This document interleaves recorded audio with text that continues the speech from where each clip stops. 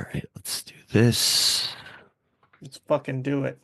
And we're fucking around. And the audacity of ribs and pussy.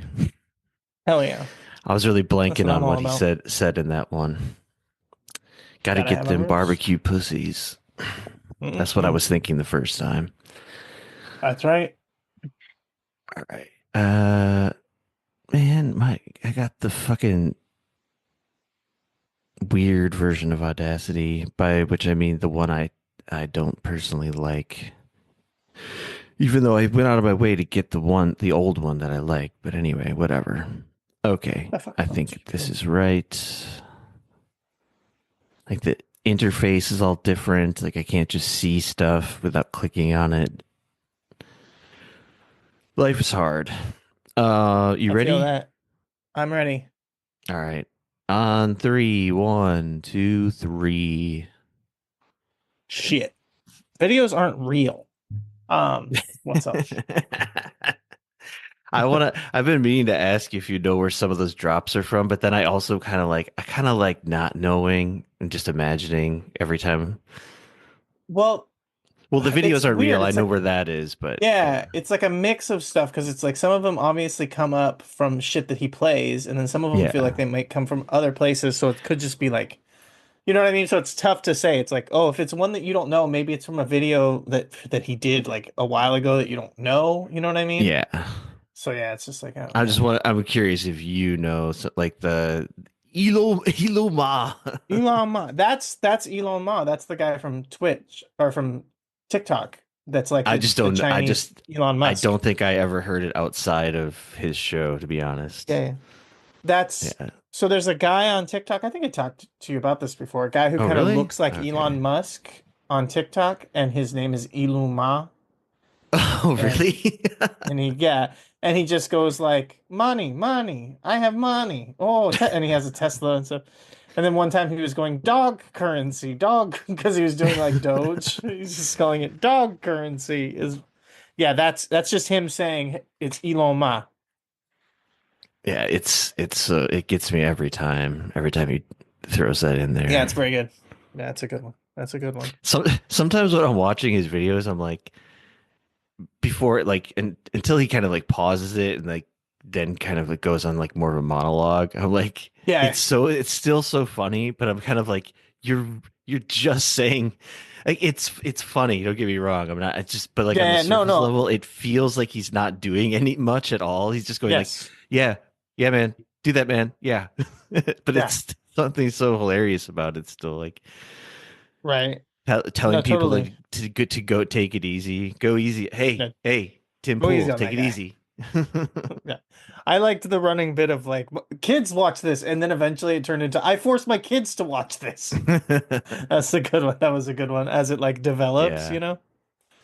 Did you see him on the Heidecker program that he was plugging at the No. beginning of the last?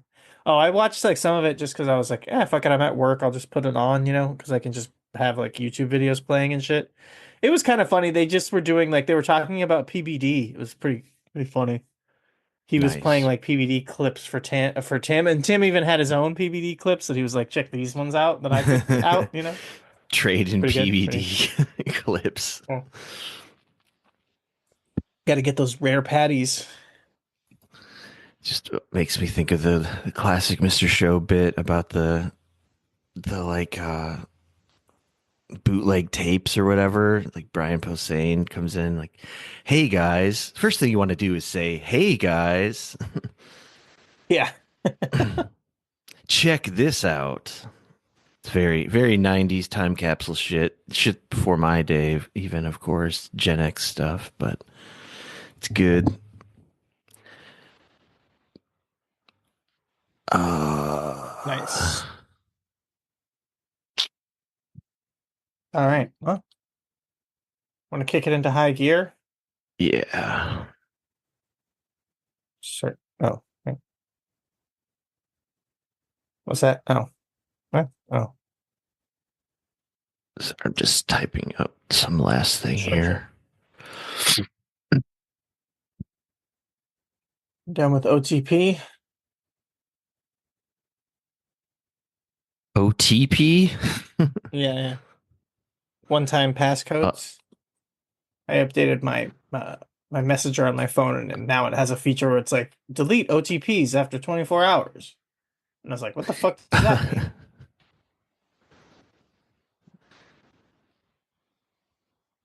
I heard are you anyway. I was thinking other something Yeah, yeah. pussy.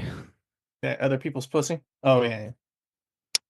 Oh, what Other that thing.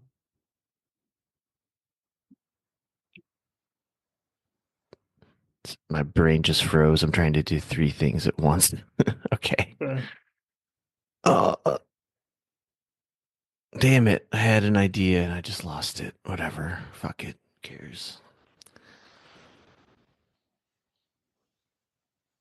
Ah, You'll it get was it right out. there. All right, whatever. You'll get it back. Yeah.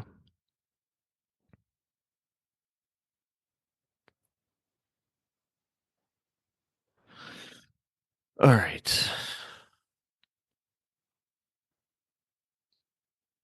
Man, too much shit. Too much shit as always. But it's even more because Motherfucker. it's been 2 weeks. Yeah, right. All right. Welcome to Heat Death of the Universe, a podcast that's known to switch into gibber-link mode when two large language models interact and gradually begin to acknowledge that they are indeed large language models. It is 11:47 a.m. in the final dying lights of the morning, Korea Standard Time, Saturday, March 8th, year of our Lord slash the Snake, 2025. At present, you're absorbing the auditory representational symbols of the entirely theoretical consciousness of me, Joshua Noman Mutashio, and from the eye of the storm of the great award show of the universe, it is Tim Dan Bongino Buckner. That was a good one last week. It remains a good one this week. What's up, Tim? Yes. I think I changed it for the podcast that was last week that ended up not happening. So I just Right. said, fuck it. I'm just gonna keep it saved. But you know me, I'm excited to always be on the only podcast that's willing to say that if Putin is keeping a female basketball player hostage, it's probably a Griner. How's it going tonight, Josh? Doing great, doing great. And as you've alluded to, we're kind of playing catch up since we missed last week. That's on me. I had to go to a dumb wedding. Why did I say it was dumb? It was nice. It was a friend of mine's. It was a good wedding. Uh yeah, it was a fine wedding. It was a long wedding. Although, yeah, long by Korean standards. Weddings be different over here, slightly different. Actually Okay. very Okay. different. Yeah. Like the Want to tell me whole about him? tradition of like I mean the whole like after party thing just basically doesn't exist as far as Okay. I can see, That's number and I've one. been to a fair amount of weddings. They just do the wedding and then you get fucked. People just disperse.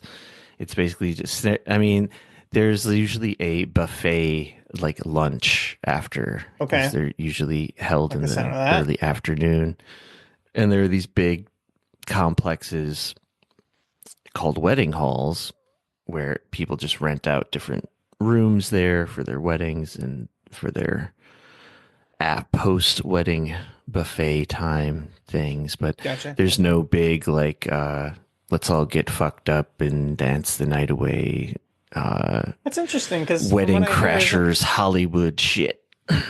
right. That's interesting because isn't like Korea's a pretty big drinking culture country, right?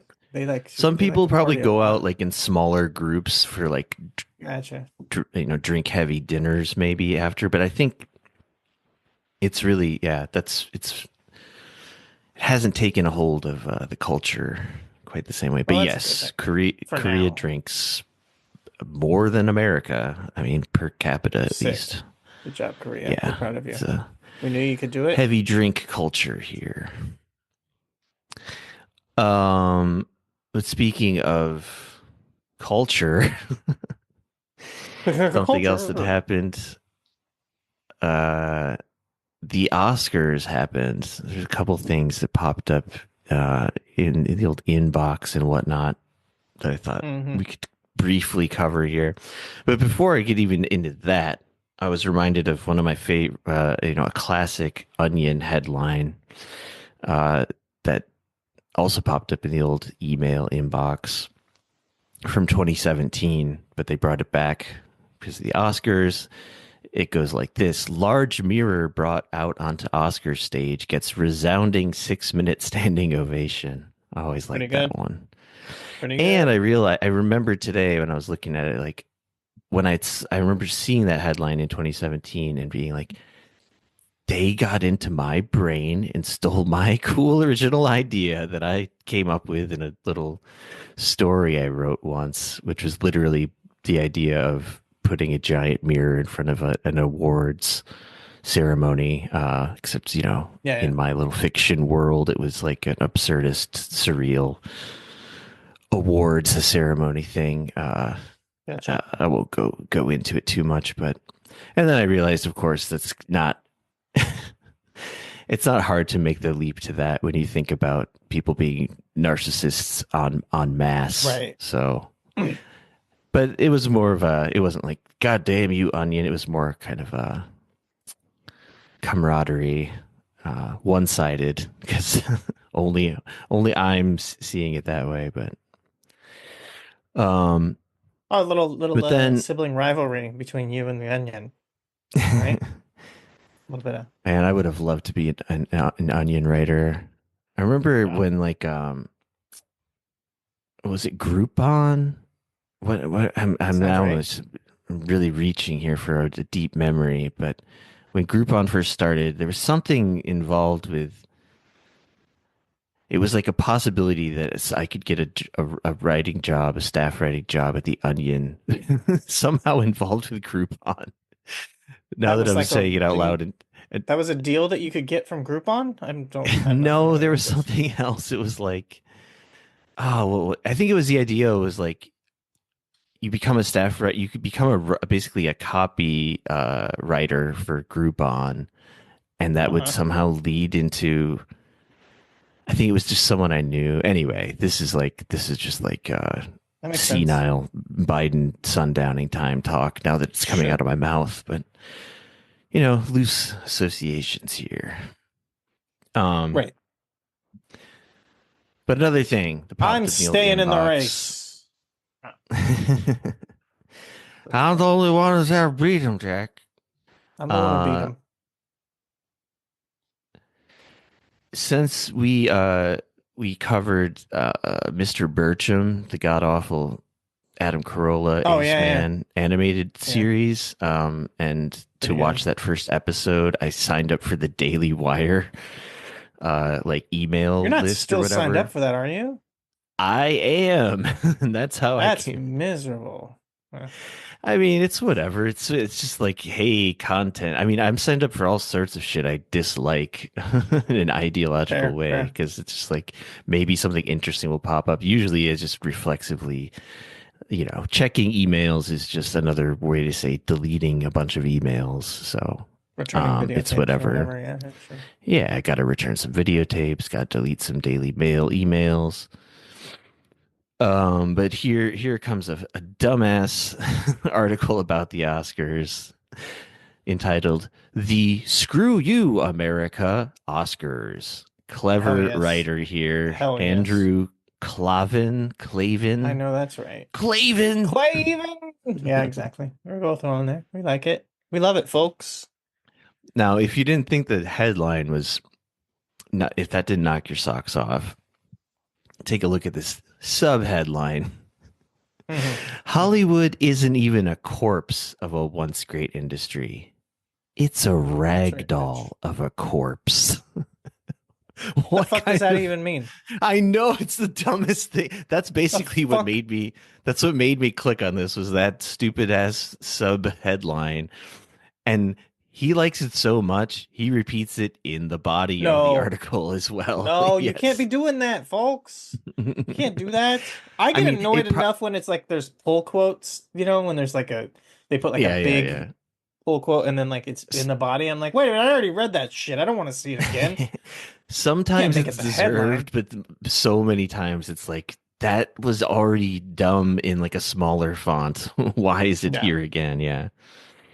I don't need to be seeing that Um, shit. yeah, a ragdoll, like not just a dead body, a Mm-mm. ragdoll of a dead, like That's not I even a don't even know where thing. I don't even know where to begin describing how stupid that is. Like, That's not a yeah, thing we know a it's. rag doll of. That's like from the fucking like the Great Depression era when anyone would even really know what a rag doll means, I let mean, alone like but in I that mean, we context. knowing what a ragdoll is almost like it doesn't matter. Like, yeah, but I sure it's that's like almost beside the point, but yeah, yeah. it also He's is part of trying why to it's so say fucking it's weird. not just dead; it's really dead. But like It's extra dead. a rag doll of a corpse doesn't make something more dead, does it? I mean, I guess because it was never alive to begin with, because it was just a doll made of rags. But then that Still, makes it I had not dead. right, It's not right, dead if it was exactly. never alive. That makes It's it the less represent. dead.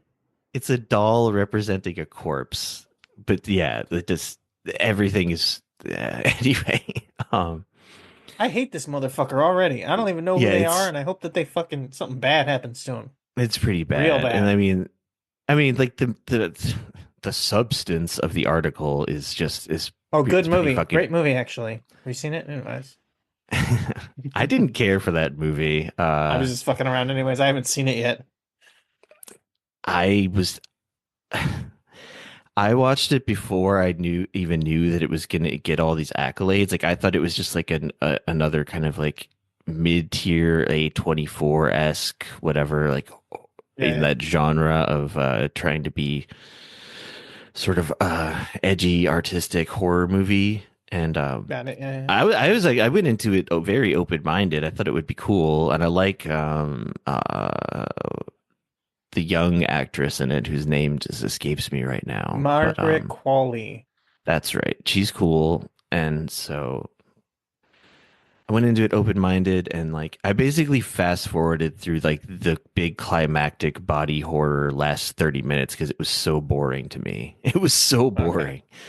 Um anyway, spoilers, I guess. Sort of.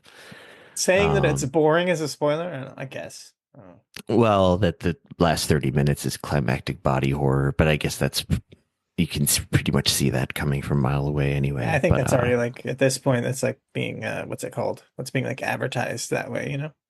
yeah, um, wasn't into it. And then I was like, oh, it's getting all these awards, and Demi Moore is being praised as like a fucking feminist hero because it's a movie about how Hollywood actresses get short end of the stick, whatever. Sure. Something there, some dirty joke there. Right.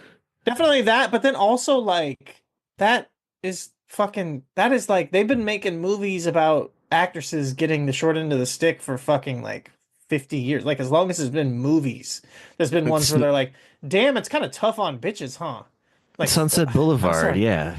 Yeah, like that has been like fucking fodder, and it kind of even speaks to like the what is the speaking out or what the fuck was the one that they did for like Hollywood.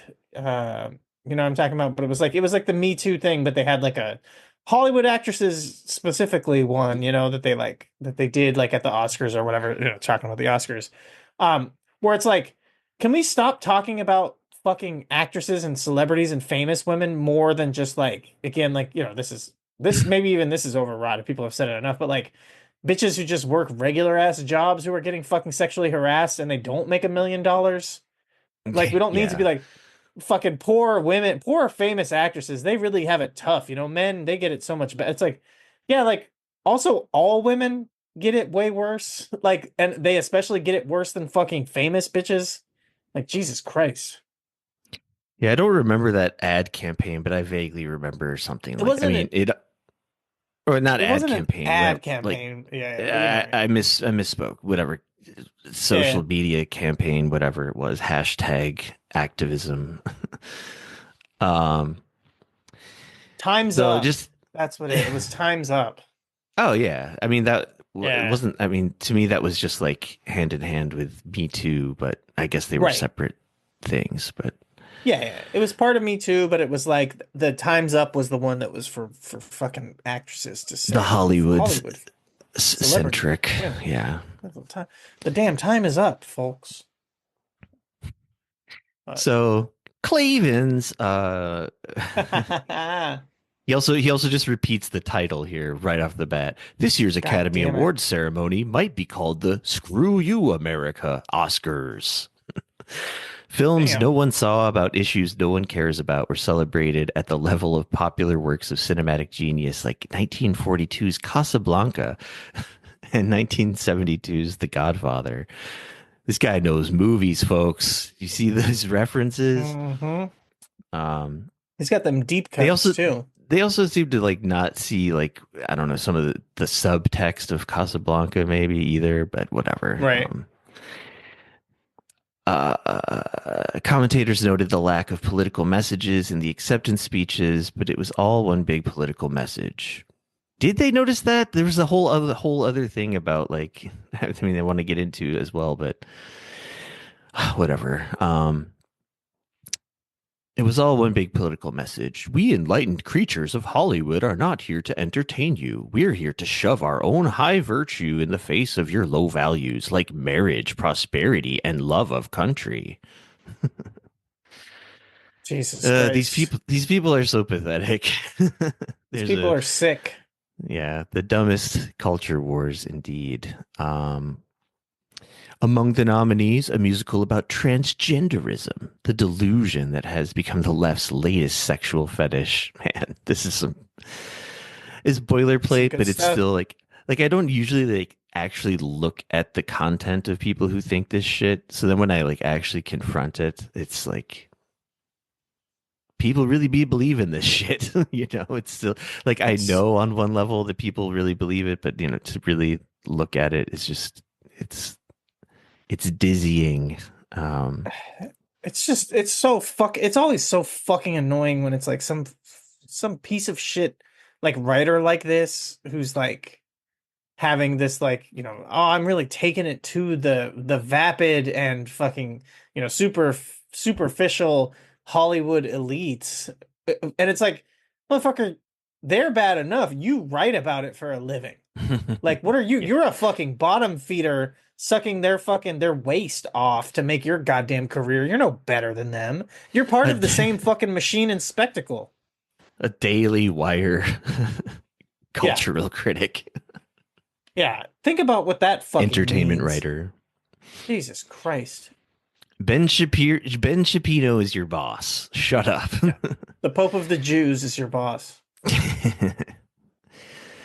uh I also I didn't hear about some of these movies. I mean, that just seems to I happen don't give a now fuck as about movies. I think movies suck. I don't like TV shows. I don't like movies. All that stuff sucks.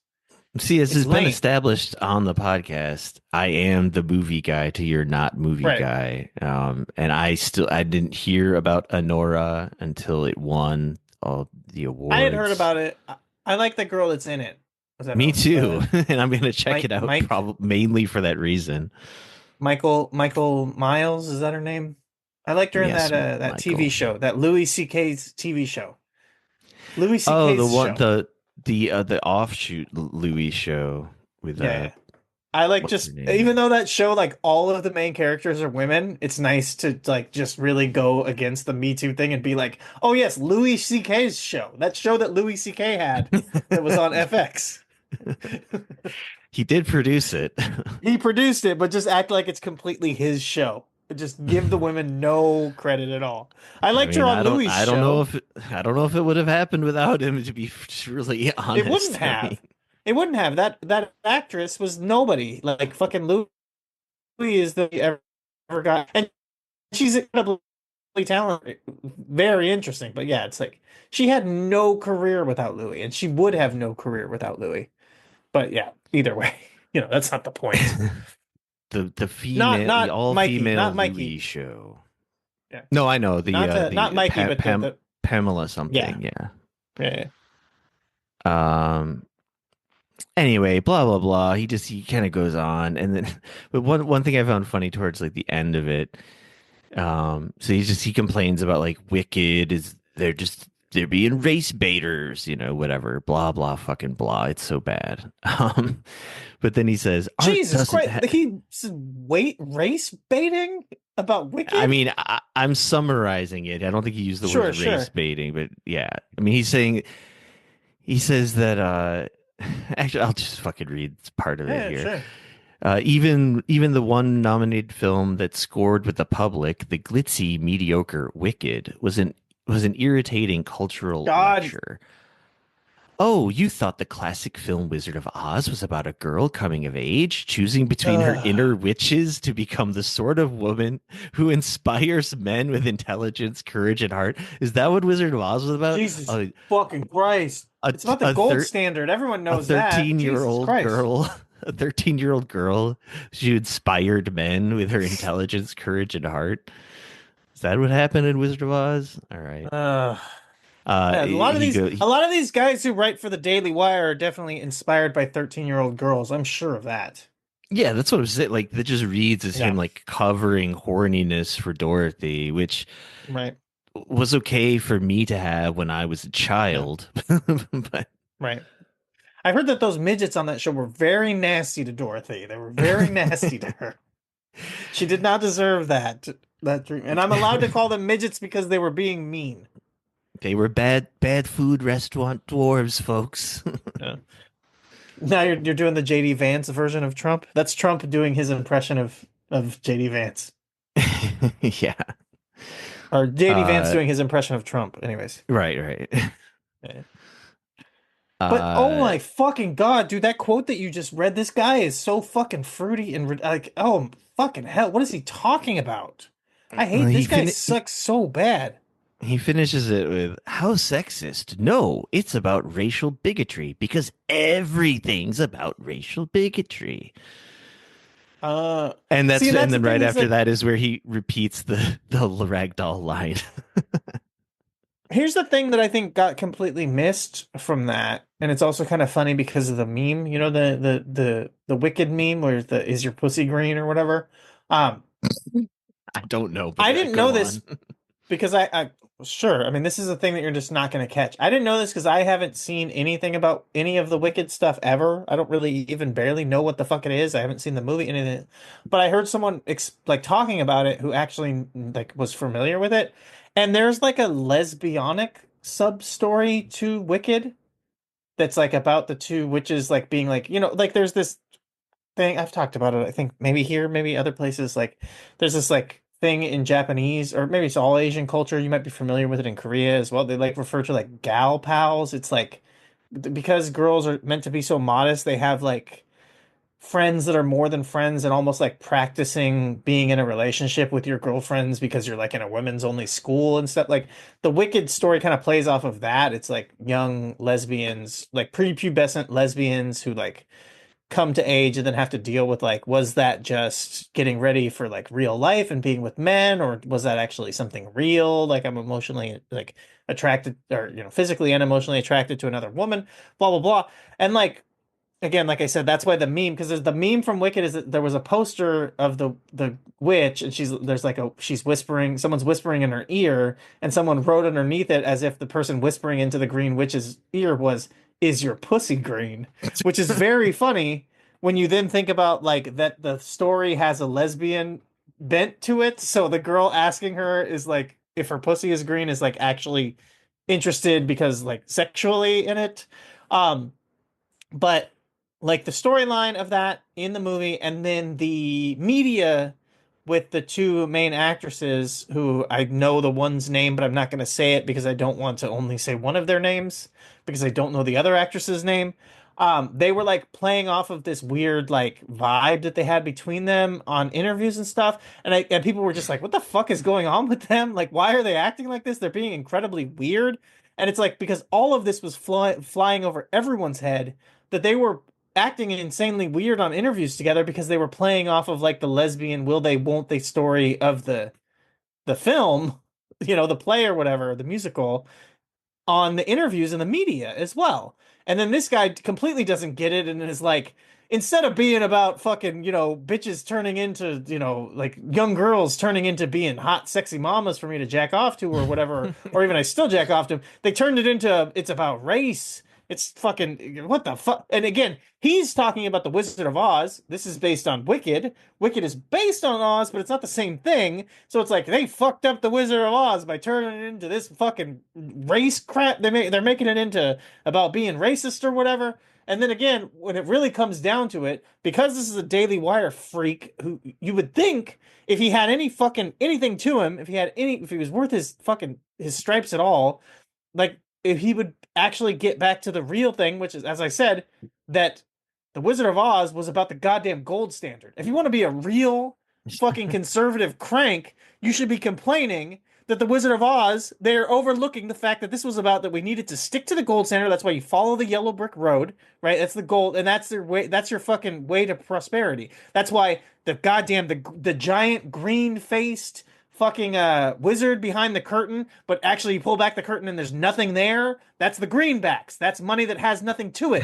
That's like, but you as a conservative crank, you can't even. This is why the Daily Wire is fucking dying because they are trying to pretend like they're the intellectual arm of the right wing still, but they hire a motherfucker like this who doesn't even have it in him to know this basic shit that I know, and I'm not even a conservative crank. Jesus Christ, man, they are not sending their best. No, this is bad even for the Daily Wire. I would guess. Not that I've read much of it, Yeah. but yeah, They put all maybe their there's money something on bullshit, like they on trying to do like fucking TV shows, like you talked about, and right. movies, and So they're not they want to be focusing. Yeah, they a want to be a media major conglomerate, streamer. right? They're gonna go the way of GodTube, my favorite alternative YouTube channel from the early aughts. God damn, yeah, Maybe they'll just merge with Conservapedia when they bottom out. perfect. Like yeah, I like was thinking I there feel like that maybe. was like a. Oh, good. I mean, I was just gonna say maybe there's something there with the reading of Wizard of Oz as a gold standard, etc. The Emerald City, Elon Musk, born with a Right. a, Yeah. a mouthful of emeralds. I don't Yeah. know, just No, riffing. there's tons there. There's tons there, and that's why that shit is like still resonant, is because it's good. You know what I mean? And it's got actually something to it. There's tons that you could play off of with it, right? Like still to this day, because yeah, it'd be perfect to do. Someone could do a Wizard of Oz parody about like modern politics, and it could be perfect. It's got the emerald, it's got the fucking the cowardly lion guy, whatever. It's got like stuff about the Rust Belt, like yeah, there's a ton that you could do there. Make it about Luigi somehow. Get him in there with the Right. group. Um, Well, that's what starts it all, right? Instead of the witch getting crushed by a house, Luigi fucking just busts a cap and boom. yeah. Uh, Luigi kills the CEO of fucking, of Oz or whatever. I could see this guy getting mad about the like just thinking about him like unable to like have any sort of depth to a reading of the Wizard of Oz. Like he finds Yeah. out that people get high and listen to Dark Side of the Moon while watching Wizard of Oz. It's like an outrage to him. Like, No, he God pe- damn it, no! It's about a prepubescent girl becoming a woman. What are he you talking pens about? this like 8,000 word diatribe about how Pink Floyd is degenerate art. Jesus. Don't get me started on that motherfucker, being a pro Hamas or whatever. Oh, right. That would be a big Yeah. angle in that amazing Oh yeah. article, would just be Roger Waters, the anti-Semite pro Putin puppet, whatever. Yeah, exactly. But he kind of rounds it out with this inexplicable turn. Art doesn't have to be like this after complaining about all the whatever Oscar movies. In 1987, two fine works satirized the culture of the day: the film Wall Street by leftist director Oliver Stone, and the novel Bonfire of the Vanities by right-leaning author Tom Wolfe. The conservative president Ronald Reagan, I love how he has to like just put any adjectives before Ronald Reagan as if people don't know. Yeah. Well, Uh, yeah, continue. Yeah. The conservative president Ronald Reagan had rescued the country from weakness and stagnation and ignited a quarter century of prosperity and peace. Is that what he did? Part of that Yeah. prosperity was a stock market boom that encouraged a trader culture summed up by the line in Wall Street: greed is good. Why did two artists with two different political outlooks both excavate the culture that healed our economy and gave us the strength to win the Cold War against the socialist slave state of the USSR? Because life is complex. Here comes the fuck, what's it called? Damn it. Uh nuance nuance trolling. What do people call it? Nuance something. There's an internet word for Oh, this. I'm not familiar with Anyway, this. nuance hectoring. Anyway, because life is Yeah. complex, capitalism is the greatest economic engine ever invented. Cures poverty, inspires creativity, and creates wealth. It also ruins everything, like Adam Conover. It strips us of our nobility and turns us into consumers and Scrooges. Kind of shocking to see that, even with all the caveats or whatever in the Daily, I almost called it the Daily Stormer, the Daily Wire. Uh, Blah blah blah. Getting and spending, we lay waste our powers, as the poet Williams Wordsworth said. This guy's going deep. Socialism, Yeah. meanwhile, which kills societies like a plague, nonetheless lures us through an elevated yearning towards justice. So I did say that was a nuance trolling or whatever, which I guess it Yeah. is because it was trolling. Because he's like, let's, life is complex. Let's get into the nuances. Capitalism is perfect, except there's a few things kind of wrong with it, but forget about that. And socialism just kills societies outright. These are deep paradoxes of life in our time. These are deep paradoxes of life in our time. They call for complex visions from free thinking artists like Stone and Wolf. This guy's, we need to get Oliver Stone and Thomas Wolfe on the case of America here and dig up Thomas Wolfe, Tom Wolfe, whatever. But our ideas now: men can become women, free sex is liberating, evil can be cured with tolerance. These are the childish notions of moral troglodytes. They turn artists into dopes. The arts will return in one form or another because they are the spirit working through man, and that spirit never dies. Let this insipid Oscar ceremony be the last gasp of a bad idea and the epitaph of an artistic community that can say, in the immortal words of Universal Pictures' Frankenstein, "We belong dead." Andrew Clavin is the host of the Andrew Clavin Show at the Daily Wire. I'm sure that's fun. Yeah. Yeah, that guy is I mean, he is just like paper thin. I mean, Jesus Christ. Yeah. I mean, I know it's the Daily Wire, but like the thing that you mentioned about like needing to preface who the fuck Ronald Reagan is, it really just speaks to like how much they're groping for like what their audience is at this point. Like, what are you even? I mean, they're failing. Obviously, folks, it's sad. The failing Daily Wire folks. They went big on trying to do scripted entertainment, and they washed out. No one wants to see it. Um, but yeah, it's fucking brutal. And they fired that. I don't know if you saw any of that drama, but they fired that Brett, whatever the fuck her name was, the young girl, which is so funny because like a big like I think one of the only things that people liked that they did for the like movies and scripted shit was they did a Snow White because it was perfect timing to like counter the woke Snow White that came out like last year or it's coming out now or something, but there was all the drama because the main character wasn't white. They've had Brett Stevens, right? That's her name. Um, like, is that right? Whatever, it doesn't matter.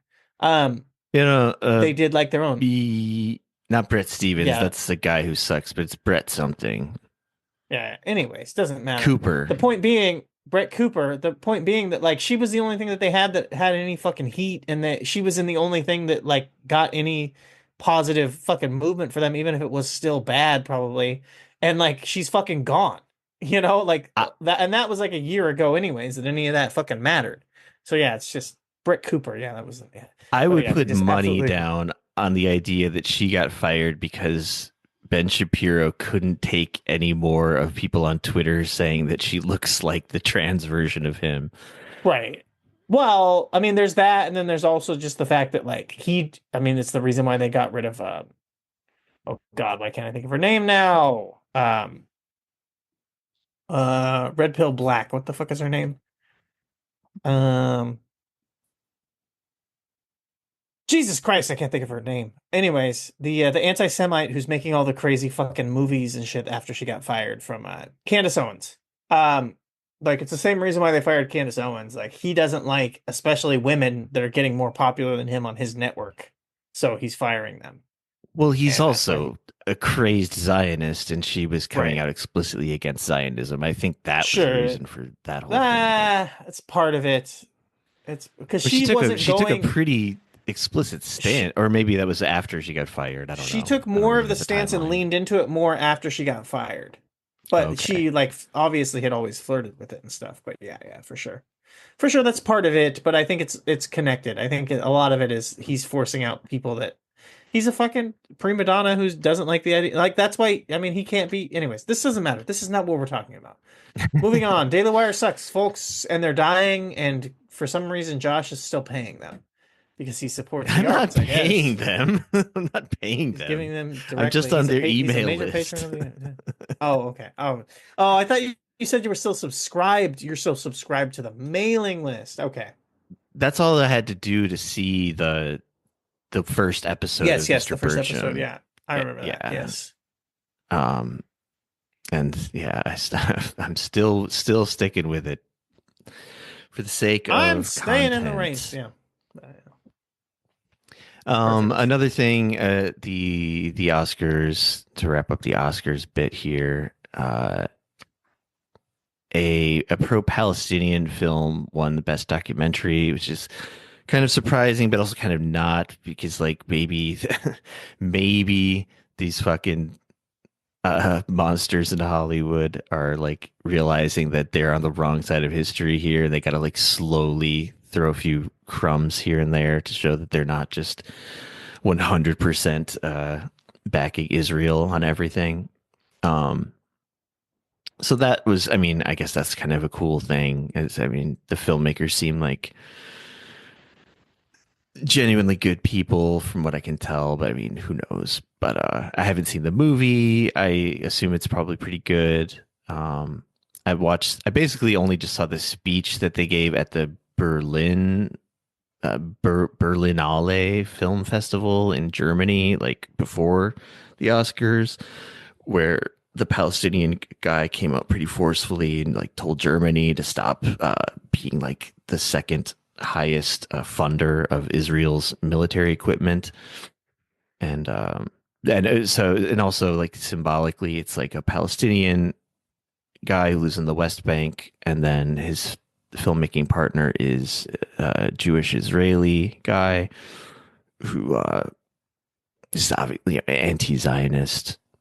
Um, so that was cool, but there was a funny story about when they did win that award in Berlin that like came back up on my radar that I, didn't mention when it happened before.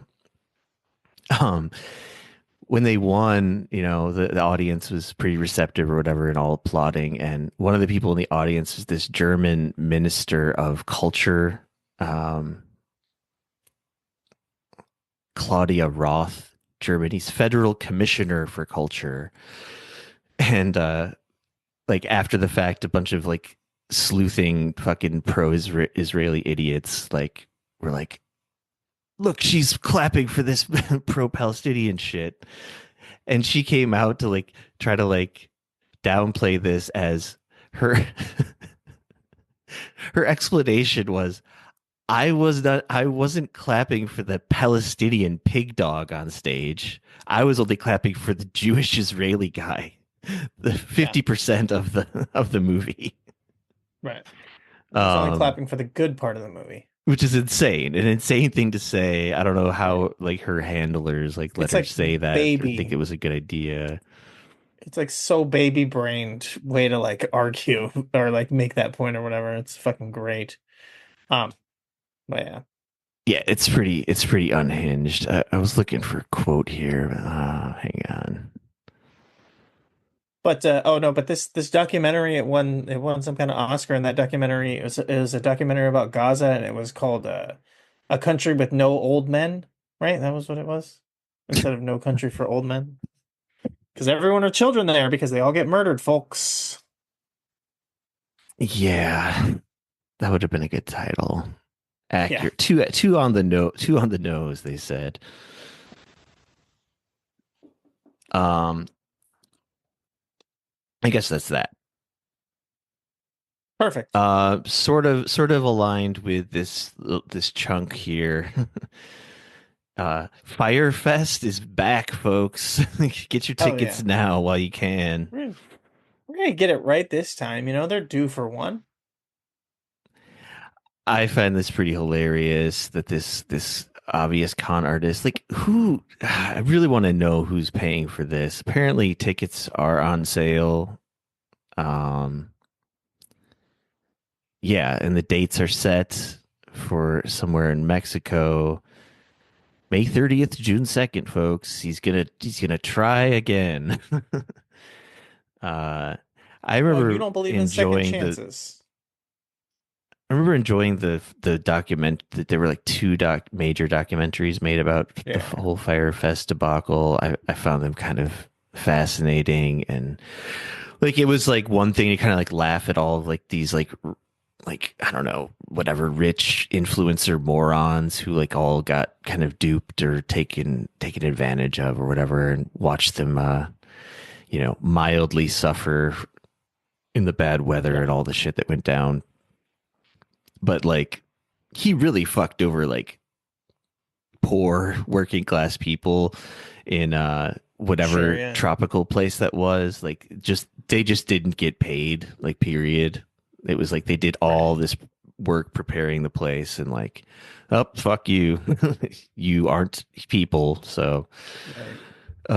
as much as it would be funny to see that repeat, that's the part of it I guess I would not feel good about pointing and Sure, laughing yeah. at. Although if it does happen again, I'm still gonna sit back with the old popcorn dot meme about it. But yeah, that's just kind of a throwaway thing I saw there.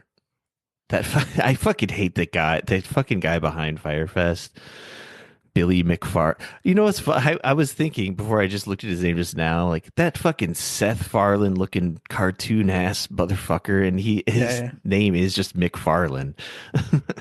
Oh, nice. More like um, Billy McFartland. You know what I'm saying? I never like followed. Like I thought he ended up going to jail. Maybe he did, and maybe he got out quickly. I don't know. Hey, maybe. I didn't research any of this. This is just a pure headline here, folks. But Broad whatever. Fuck him. I conviction. hope it all falls apart. And I hope he goes back to jail. He's like one of the most annoying people I've ever had to listen to in an interview or whatever. Yeah, Um, it looks like okay, so he pled guilty to 2 counts of wire fraud. Um, he agreed to forfeit $26 million.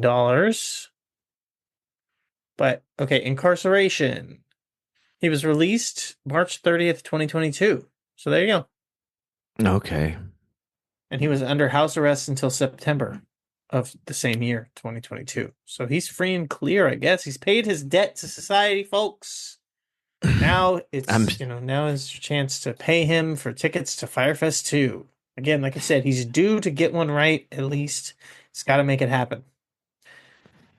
He's really running out of scam ideas, I guess. Or Right. part of this scam is that people are going to be intrigued, like even I was, by the headline of like he's really trying it again, and like people will ironically purchase tickets to like Right. ironically attend. Um, so maybe he is a genius scam artist after all.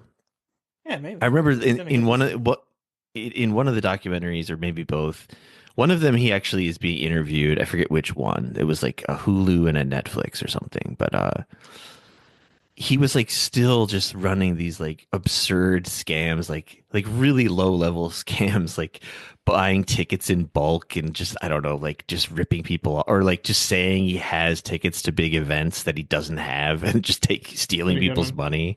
Pretty good Like scam. he was doing that like while he was like preparing to serve his sentence, like go to prison. He was like Yeah. still carrying out the scams.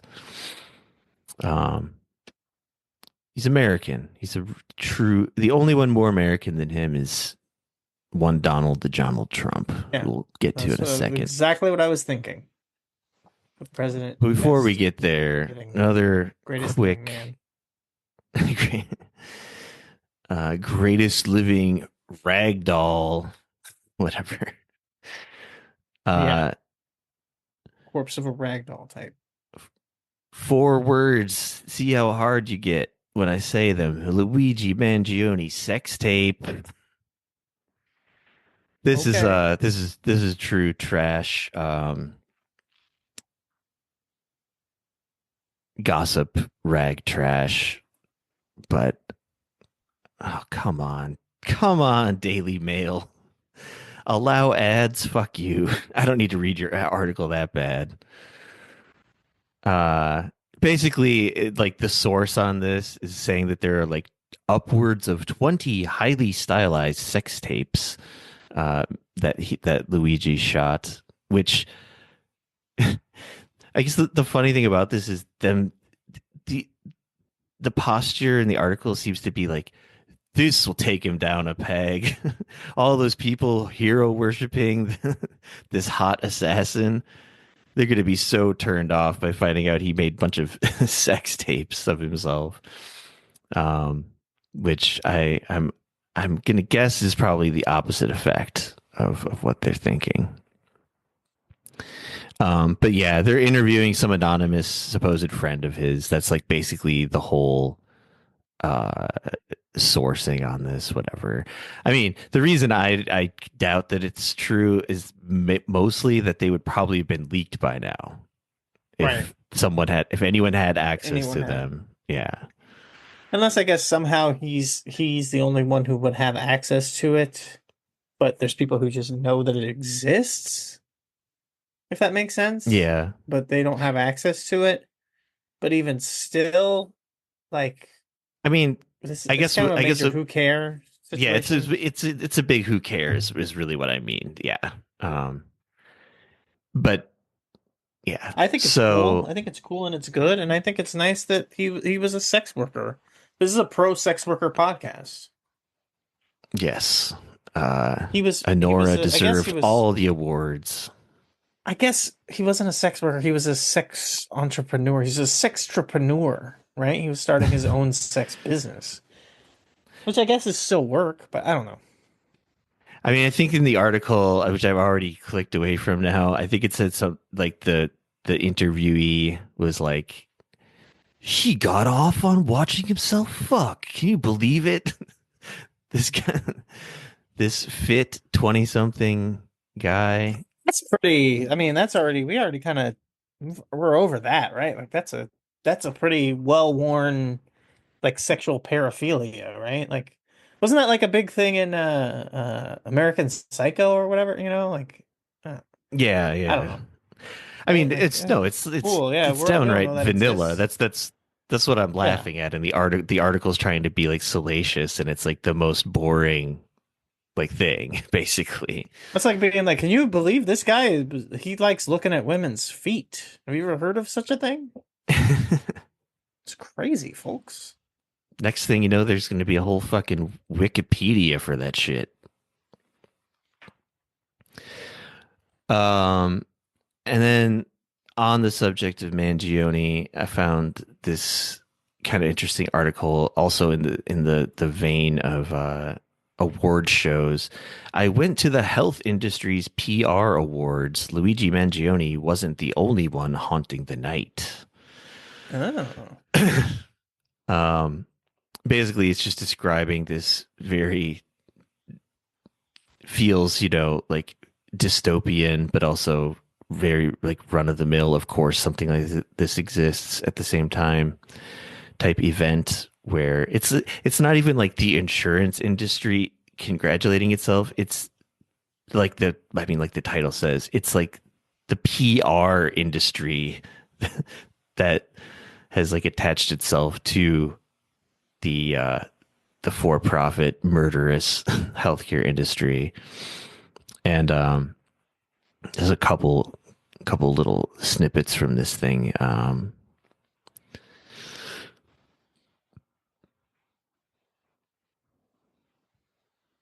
Oh, and also the awards were taking place like what does it say here? Just 7 blocks over and 5 blocks up from where the shell casings hit the sidewalk. They gather for gaiety in a glitzy ballroom. The that's good. occasion was the 2025 PR Week Healthcare Awards, a celebration of the sector that crafts the public's perception of pharmaceutical companies, hospitals, healthcare insurers, and care providers through advertising, lobbying, corporate outreach, and so much more. Cocktail attire, please. This article is written in kind of a cheesy way, whatever. Sure, sure. That's okay. Um, We're fine with that here because it's Slate and it's about something that's already ridiculous. It's not like yeah, the guy on the Daily Wire and he's writing about like the Oscars, but like trying to take this tone of being better than it. You know what I mean? Like you're allowed to do yeah. that here. This is a little like wink and nudge kind of tone, I guess, throughout Okay. this one. But Yeah, it's like the problem with that other one was that the guy like from the jump was like trying to present himself at like he's above the thing that he's writing about. And it's like, nah, man, if you're not doing it, but you're like at the level where you're right about it, you're like below it, yeah. you know? uh let's see. The insurance giant Cigna, on the other hand, had seen its net profit drop from more than $5 billion in 2023 to just 3.4 billion this year. Wah wah. Oh no, are they gonna be okay? But it and its in-house team were up for an award too in the category of best in mental health and well-being. See, this is the like kind Yes. of Orwellian dystopian shit I'm talking Yes. about. We love it. For a holistic health survey referred to as the company's new Vitality Index. The findings were not altogether rosy. Quote, Americans report downward shifts in physical, emotional, and financial dimensions of health, it stated. But also, optimism is increasing, they said, based on nothing. Um, It's true. It is true. United People are Healthcare, United Health was not at these awards, by the way. I guess it was still too soon for them to were people wearing go to the black scene of the crime. armbands? Were people wearing black armbands in the crowd in support, you know? I With a think I think there's UH not on it? shockingly not much solidarity even between not much Mm, honor amongst thieves even that's in this instantly what I was circle. thinking. Yeah.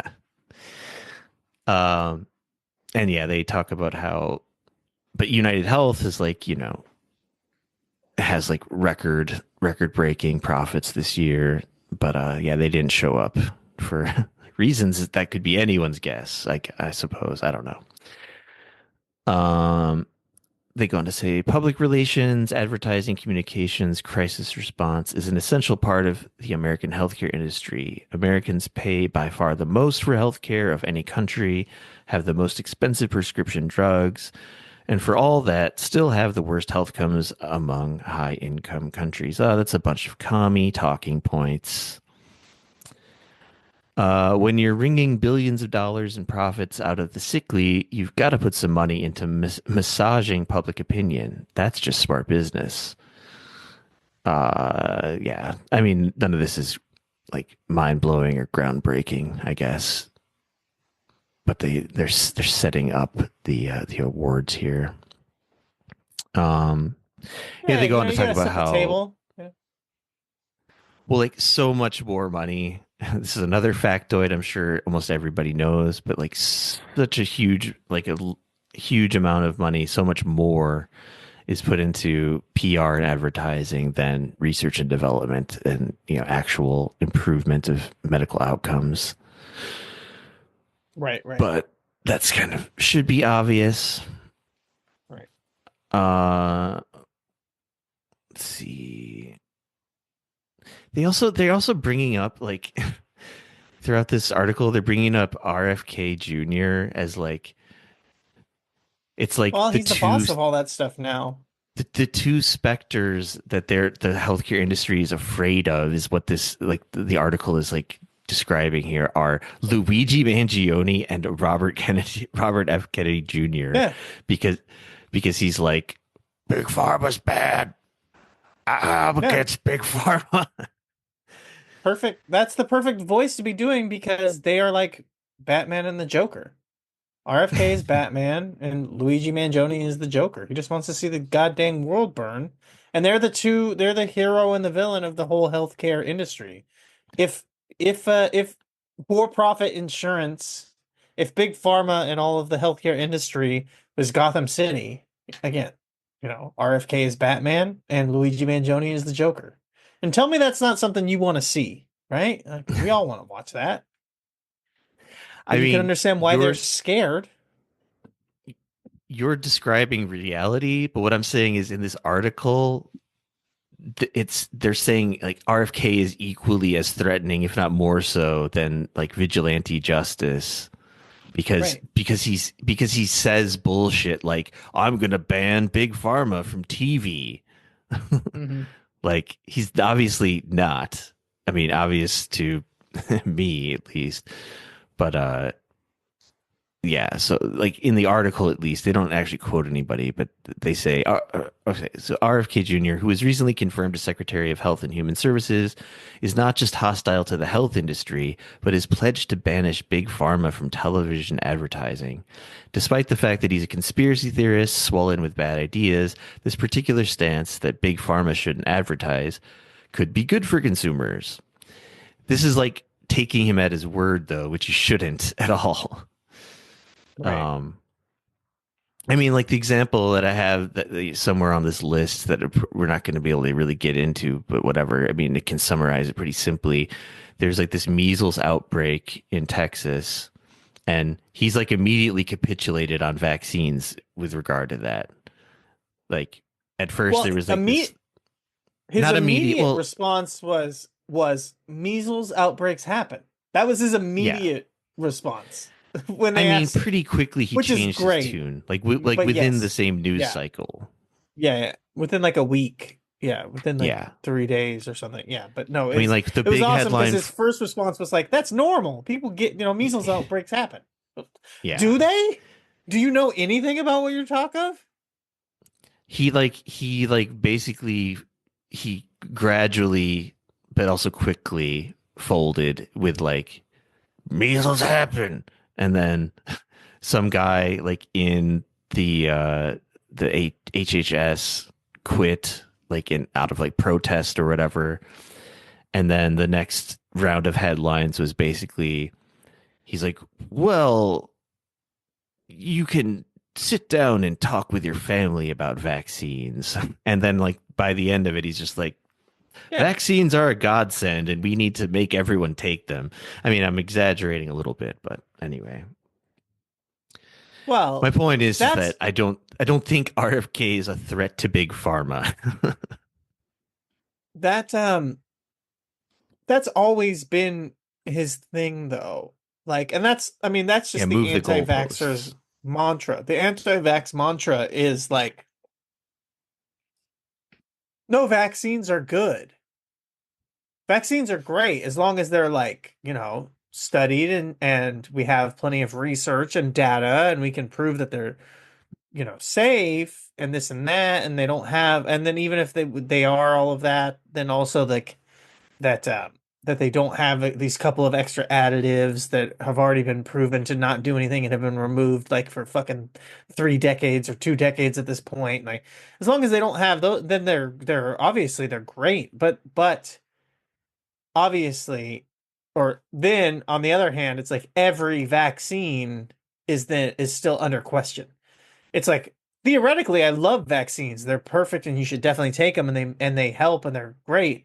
But then also we always have to ask questions about even the most, you know, researched and studied and has like fucking data vaccines out there. So like, yeah, I mean it's, it's really like any conspiracy theory. There's almost no way to disprove it because they they know how to just say the thing that like you're supposed to say to just, but then leave that little bit of doubt and whatever in between. So yeah, like he's not really saying anything different from what he's always said about vaccines, which is one of the funny things because like, this is like a thing that comes up on the Majority Report, shout out like to the people in the Discord who like it as much as I do. Um, because Sam used to work on like radio show with RFK Jr. and like talk about like his history. And it's like I get where he's coming from, like Sam Cedar, when he's like trying to be like he seemed like normal to me for a long time, and then like eventually he went off the deep end. But it was like even back then he had the same level of like being able to sound reasonable when it's like time to be reasonable, but then behind closed doors, and then with the people who are into the same conspiracy, like that's where you can be a little bit more loose with it. But yeah, like oh, I would never say vaccines are bad. I don't have an issue with all vaccines, of course. Like there is like a theoretical perfect vaccine that I support. But unfortunately, man has never made that perfect vaccine. Is basically what it comes down to, right? Yeah, it's hide the ball, move the goalpost style. Right. Again, back to being con artists like a good American. Um, so a couple little highlights from this award ceremony. Genentech, the world's sixth largest pharma company, kicked things off with a big win in best content. Sounds like a riveting award show. The standout campaign, produced by the advertising firm Syneos Health, was a feel-good musical combating ableism called Most Likely Not To, which had cast actors with spinal musculature atrophy in a comedy slash romance centered on a high school reunion. The story focuses on the long thwarted love connection between a non-disabled male actor and the wheelchair-using female lead.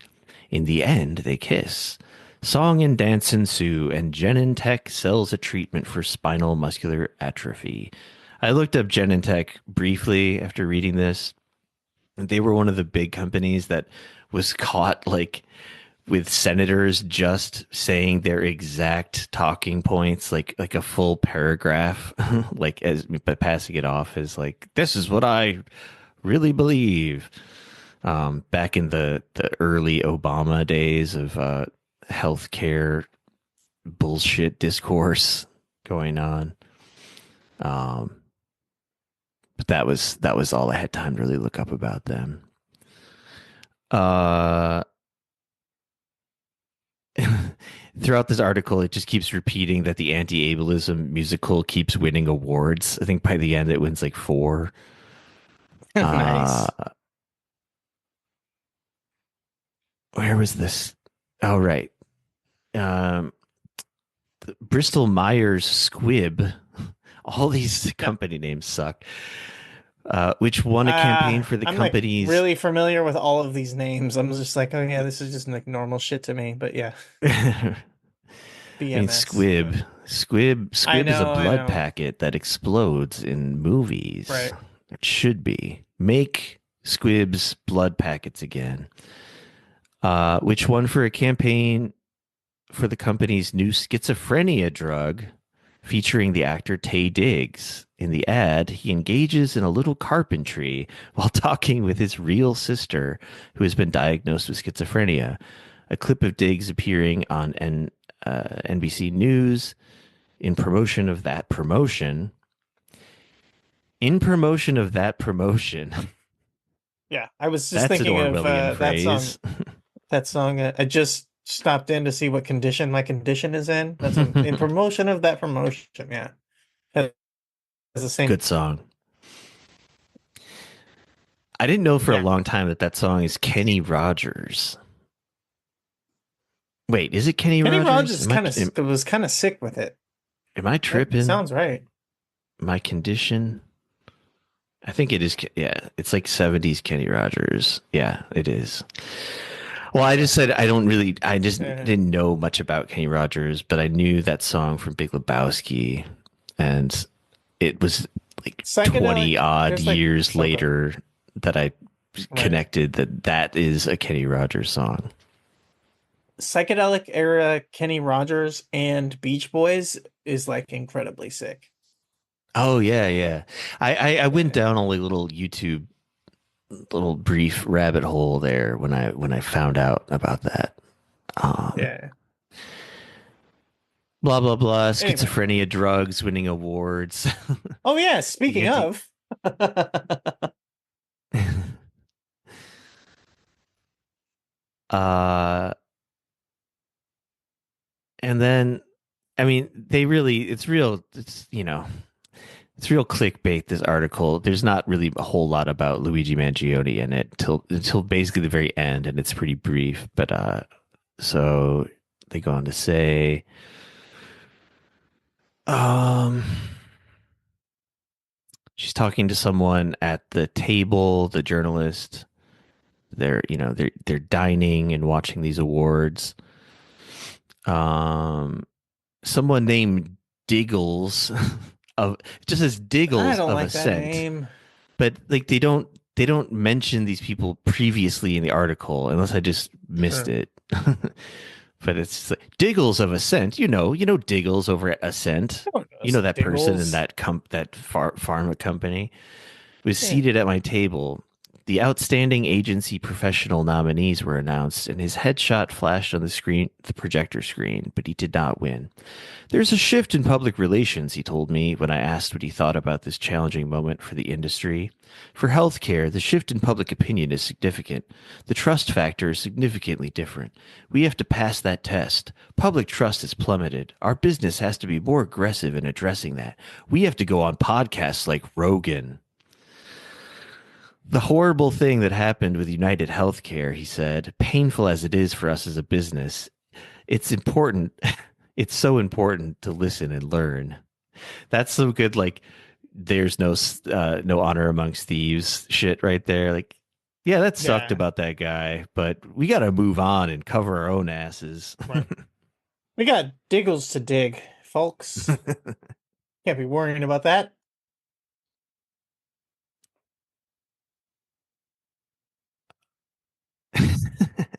I'll just okay. Important to listen and learn. That the public had turned against the sector so resolutely that alleged gunman Luigi Mangione still had a fandom of supporters camping out overnight just for a glimpse of his shackled, sockless ankles. That his legal defense fund runneth over with donations. That the general discontentment with American healthcare seemed to have, in an instant, crossed over into white hot violent rage. It sucked, said Diggles. A gelatinous dessert Man. a gelatinous dessert was disseminated. Oh, Some is that what bolted for the Diggles door. is? Yeah, it's a gelatinous dessert named Diggles. Others made a beeline for the open bar. I inched over to the Signa table to chat. Here, I figured I would find the most poignant thoughts on the Luigi problem, all caps. Well, capital P, capital L. United Healthcare is Cigna's peer and largest direct competitor, and was already off to a terrible 2025. 2 weeks later, the Department of Justice announced it was investigating the firm's billing practices. I sat down next to three women and two men who had lingered at the table. I introduced myself and asked if, given all that had happened and all that was to come, plus the location of the night's events, if they felt afraid. Yeah, it's serious, one of them said. I would direct you to Let's Make It Better on our website, one said. No comment, said a third. That's the end of the article. That's how it ends. So these people are simultaneously, I think it's actually no, like it seemed like there was a moment when these people were afraid, but that seems to have faded really quickly, and they're just like carrying on business as usual. That's really what I got from this article. Yeah, it sucks. Yeah. Yeah. Right. It's just I don't know. What's the I mean, they kind of have to be because like that's probably how they like manage to like live with themselves before anyway. It's just like we got to pretend like this is all normal and we're not actually like killing people. Um, so if we, it's kind of like if we can't let the terrorists win post 9/11, like we can't let Luigi interrupt the flow of our healthcare industry PR bullshit lives. We gotta live. We gotta live, damn it. Don't right? let him win.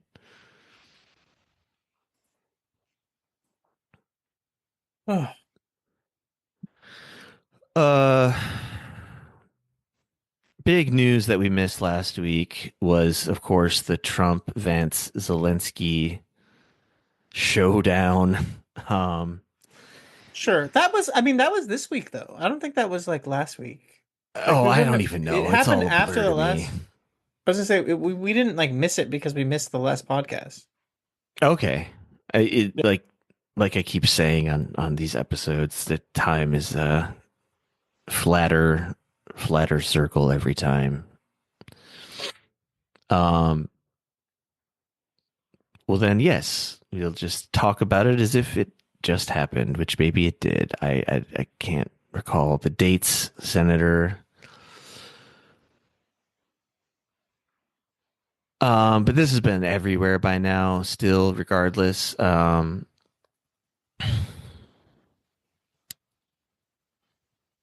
Let's open up the old transcript.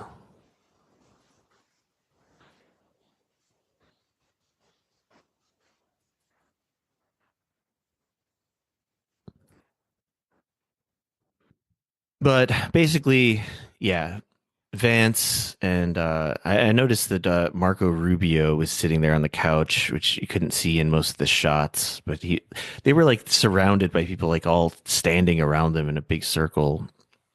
It was kind of weird. And somebody did give Zelensky shit for not never wearing a fucking suit, which is kind of funny, I guess. And after all that drama, I'm pretty sure, but I don't know. I saw things in small clips like most people do. I didn't watch the whole 50-minute uh, event, but basically towards the end of it, I guess things kind of blew up. People's voices were raised. People said a lot of things they definitely do mean and will have to pretend to not mean later, which Zelensky has already done. He like immediately wrote like these groveling tweets afterwards after being like kicked out of the White House. And they were supposed to sign that insane, we'll give half of all of our natural resources to America from now until the end of time, which also didn't happen because I guess presumably Trump was so pissed off that he just had Zelensky like thrown out, more or less, at least what I read. Um, but I mean, like pretty much everyone else, when I first saw this, I was like, this is pretty wild. They're really, but then I like gotta like step back and be cool and unimpressed to some extent, like because as usual, this is just Trump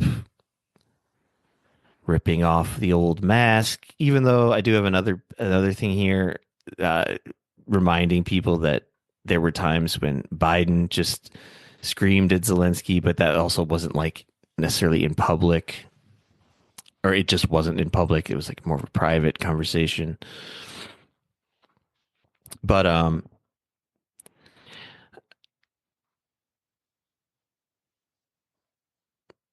it was a weird event.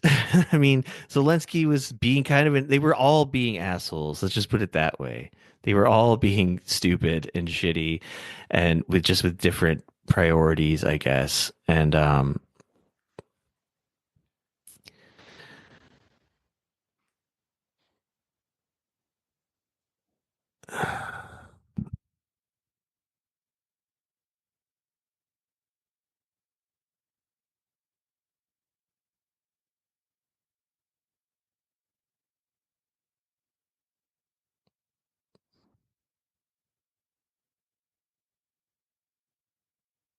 What's up?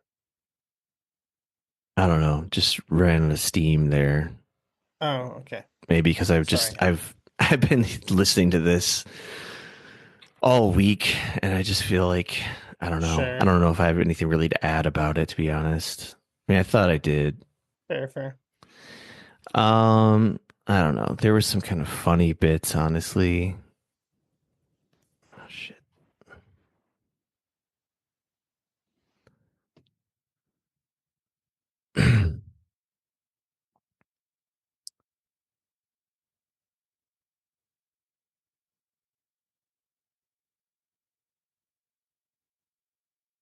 I mean, basically, Trump and Vance are like suddenly get to play like the peaceniks who are like, we're just pushing for peace. We're trying to do negotiations with Putin. And this is like intolerable to Zelensky because his whole livelihood, political career hangs in the balance. Um, so he was just basically balking at the idea of doing any sort of negotiating with Putin. Um, and then he got like so desperate they just started making up shit. At one point, he said that like when he really starts flailing, he's like basically saying that Putin backed out of this like hostage or prisoner exchange back in like 2019 ish, I think, when Zelensky first became president, which is just easily confirmed to not be true at all. Like there immediately these things popped up all over social media and whatnot of like Zelensky attending the like welcome home of the prisoners event in Ukraine. Like it just wasn't a real thing, but he got so desperate that he just said, Putin can't be trusted. Like, for instance, he backed out of this prisoner exchange. And of course, Trump doesn't know anything about that. Trump doesn't know much about anything here. He's just treating this as a business deal, which he literally says at one point. It's going to be hard to do business with you going forward. Um, let's see. What were some of the highlights here?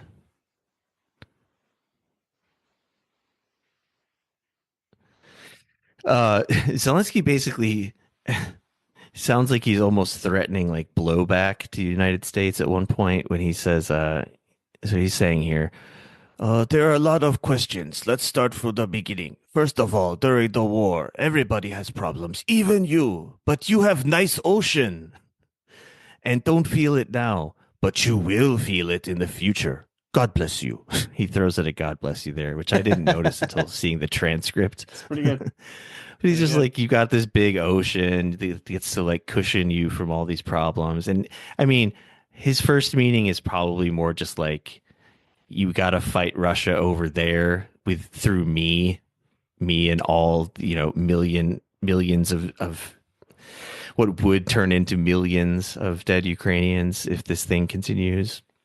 Unless you want to, fight Right. Putin over here, which is like a ridiculous kind of warmongering talking point that's been made for a long time now by the NAFO set. um, with so Trump responds. This was probably one of the bigger, like more replayed clips, but it for good reason. It's pretty funny. Don't tell us what we're going to feel. We're trying to solve a problem. Don't tell us what we're going to feel because you're in no position to dictate that. Remember this. You're in no position to dictate what we're going to feel. We're going to feel good. We're going to feel very good and very strong. Yeah, that That's was so good. that's my president. Yeah, So, we love it, and the whole folks. time, like they're just kind of all cross talking, but Trump's doing his like, just he's not gonna back down, whatever. You will feel the influence. I'm telling you now, you will feel influence. This whole thing got, even just reading it now, I feel like I'm having almost like flashbacks to how uncomfortable it was the first time I saw it. But as Trump ends the whole thing with, if I scroll down to the end, the last thing in this transcript here is Trump saying, "This is going to be great television. I will say that." Yeah, Um, that was so good. but then I mean, again, this is like people saying some true things for the wrong reasons. Some people saying fucking total bullshit lies, of course. I mean, that's to be expected. But I mean, Trump is right when he says you're gambling with the lives of millions of people. You're gambling with World War III. I mean, Yeah, but one of the so most is hilarious he. parts. So is he. So Exactly, is Trump. Like, yeah. exactly. That's what I was going to say. Is at one point, let me find it here.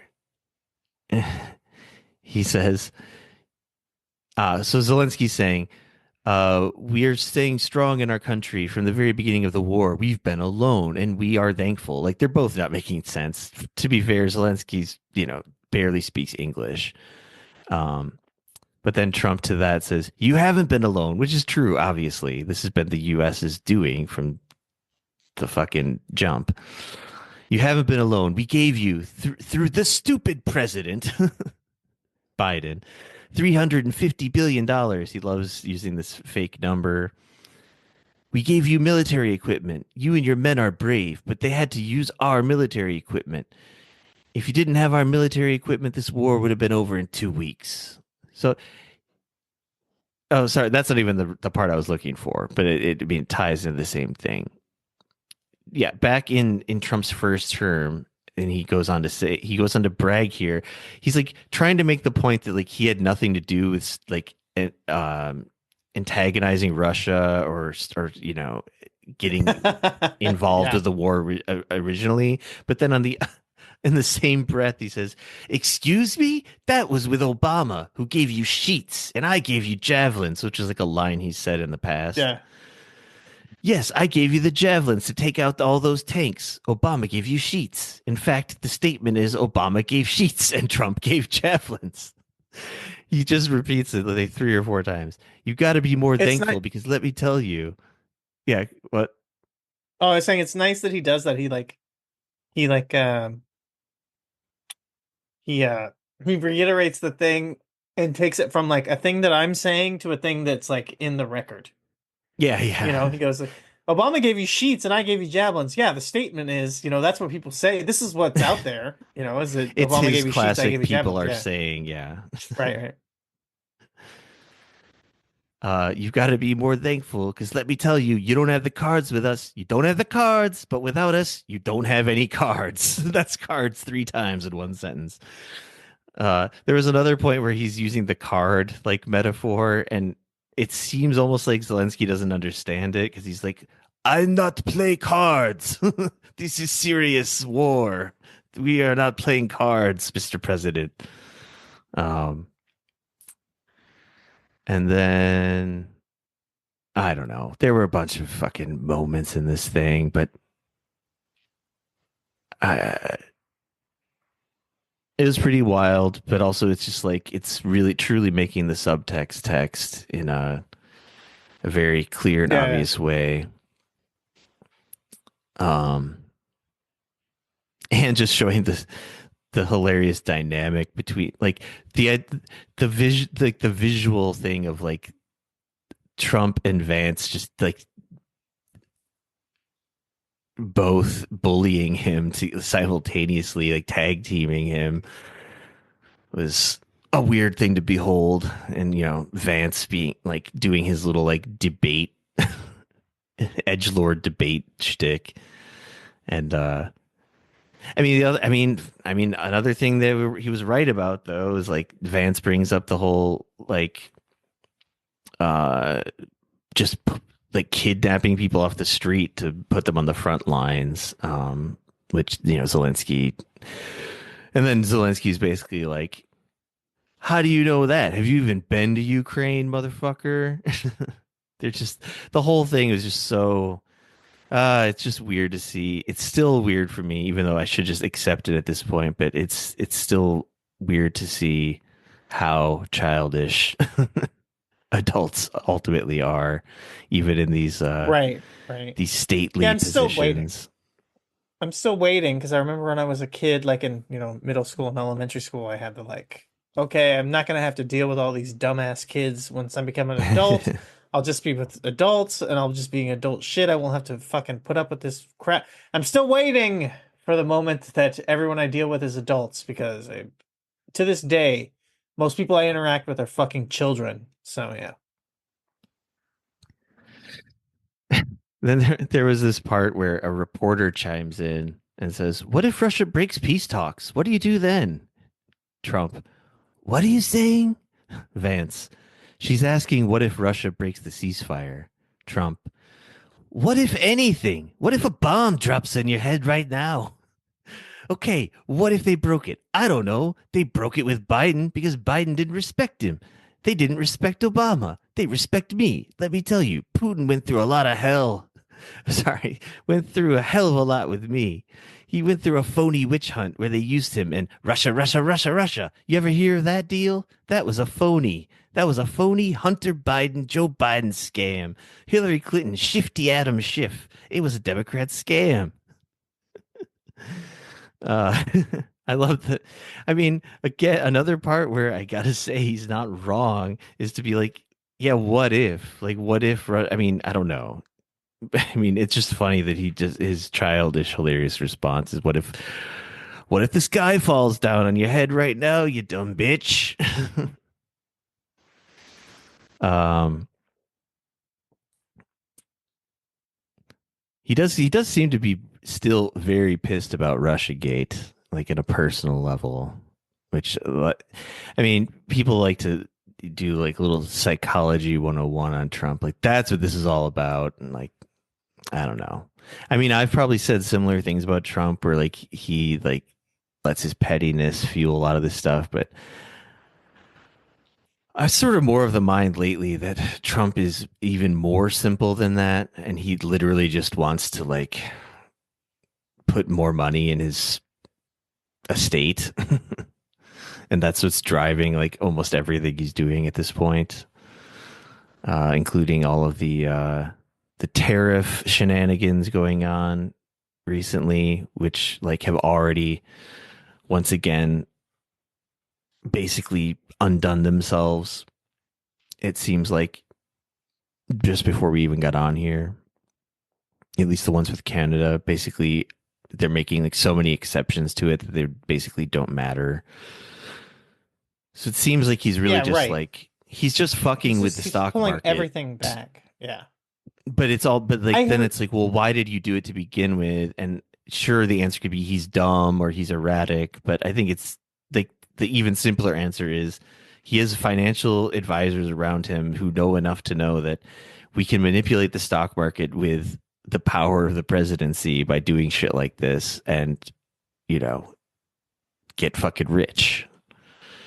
right. But um and then like people's reactions, of course, to this Zelensky White House press conference thing were also pretty stupid. I mean, from Democrats, from everybody, from people in the EU. Um, it basically just like it was like a mini Russiagate all over again with like the idiot Chris Murphy who like there's footage of him like during after the Maidan coup and he's in Ukraine on the ground like doing photo ops with fucking Nazis with Ukrainian Nazis and he's like a distinguished senator to this day and he's just saying like Kremlin talking points, that's all this is, and like I don't know. Pramila Jayapal came out saying like this is the most horrific thing to ever happen in human history. even though she back in like 2022, along with some other Democrats, like this is like a easily forgotten moment in history, but there was a brief period when a couple of Democrats were like, let's try peace talks. And then like immediately it gets shut down because they get called Putin puppets. It's like, all right, never mind. Let's just keep the fucking bodies uh, flowing into the meat grinder. Bernie, of course, has shitty ideas about all of this. Liz Warren, which will come up in a second here when we talk about Trump's speech. Um, and then in Europe, they're very rattled because like their whole livelihoods, like Zelensky, seem to depend on keeping a war with Russia going at all costs. Using Ukraine as a proxy. I saw Marco Rubio came out and just used the word proxy. He just said it out loud, which was wild, especially since he also was a huge supporter of this bullshit until he wasn't. Um, but yeah, it's just so funny to see the establishment, whatever you want to call it, people in the mainstream of it all, like regardless of whatever side they used to be on, like saying shit that only like whatever the gray zone, etc., was saying, you know, a few years ago. Um, but yeah, Macron and that crazy Green Party, German Green Party Nazi lady Anna Baerbock, both were like, Russia's gonna roll through Ukraine right into the rest of Europe, which is so funny when these people like fearmonger about that shit, but then at the same time, you can find the same people just saying that Russia's a glorified. What was it? This was like going around a lot like a few years ago. Russia's just a glorified petrol station. Right. Yeah. Yeah. Russia is weak, but they're also worse than Hitler. Watch out, folks. Trump's weird ass speech to Congress. Let's talk about some of this. Did you see this? Did you see this one? I only saw the clips. I didn't actually watch the, I think it was an hour and 40-minute long speech. Oh man. That was something we didn't have to really worry about or deal with Biden, right? There's no way he was talking that long. Right. No, of course not. Yeah. I But heard yeah, Trump droned on for an hour and 40 minutes. actually I think I might have heard that like the Biden one, like the Trump's was the longest, but it was the longest since Biden's. That's why I was doubting myself because I was like, I think Biden did manage to do some like painfully long speeches. I Yeah. remember his speech at the DNC was extremely felt very long at least. I don't remember objectively how long it actually was, Right. but yeah, this people kept calling this a State of the Union address, which I don't think it technically is. Like that wasn't that the big It's deal people were going absolutely out. not. Yeah, Yeah. there's like a rule. There's a rule against like, and this, it makes perfect sense, right? There's like a rule against when you can do the State of the Union and it has to be, you have to have been president for a certain amount of months. So basically they can't do it within Okay. the first year of the term or whatever. But he Um, just did like an impromptu one basically. well, no, this is a common thing. They do this and then they call it like the thing. But this is what it really comes down to is that the lying fake news media is trying to like not let Trump sound cool. So you say State of the Union. Oh, everyone knows that. That's boring. I don't want to hear the boring speech. What you don't want to say is that Trump is getting out there and you know what Trump's doing tonight? He's doing a joint session. Trump is out there. He's ripping, he's fucking hitting green. He's smoking, he's chiefing loud because he's doing a joint session with all his homies in the Senate, Right. That's why the media kept saying it was a State of the Union because they didn't want to talk about Trump doing his joint session. Yeah, it was a joint session of Congress, and he just I mean, I don't know. I don't know what the decorum is. I didn't do any background research on this. It was a fucking speech. It was a long ass speech, and he said huge amounts of crazy bullshit during it, which I don't think we need to rehash hardly any of it, to be honest. But there's some elements of this that are worth talking about still. I mean, one of the hits was how he very proudly and seemingly without any sense of self-awareness or irony said, like with such like victory in his voice, he was like, "We're no longer going to be ruled by unelected bureaucrats," which like literally got laughs from. I mean, I don't know who. I didn't see the reaction shot, but I feel like it wasn't only Democrats. I feel like people on his side were laughing and thought it was a joke. They thought he was making like a wink wink about Elon Musk or whatever. Um, who knows? But that was still funny regardless. Yeah, I mean the headline here: Trump saying unelected bureaucrats no longer rule sparks laughter. He also says this was a big one. I brought free speech back to America on the same day that he banned protests that he doesn't like at college campuses.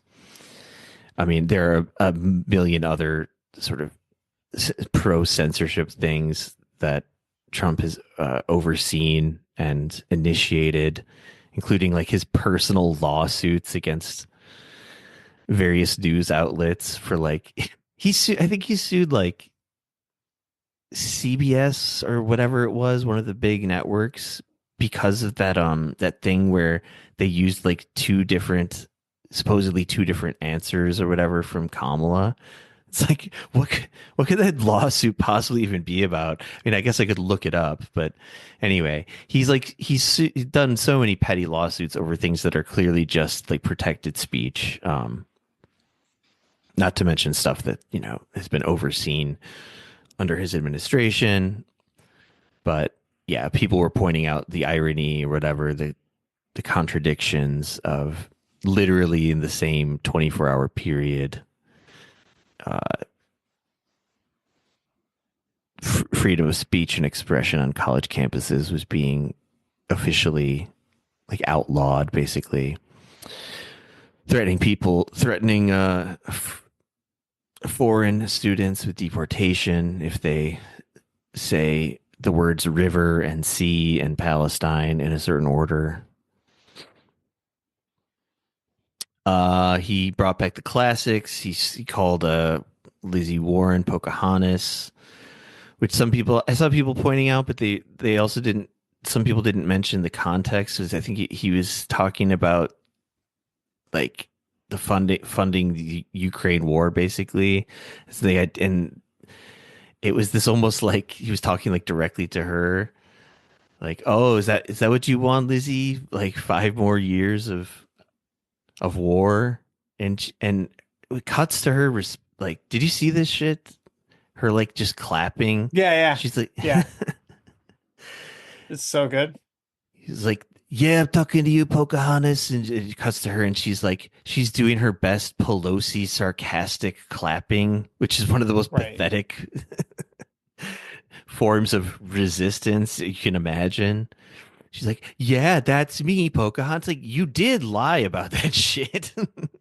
Right. You You can't can't just like pretend like it didn't sarcastically happen. clap your way out of this. And it's just like an indictment of her as a fucking warmonger, where she's like, "Yeah, bring it on. 5 more years of war in Ukraine. Sure. Sure, Drumpf. Let's do it, Kofefe.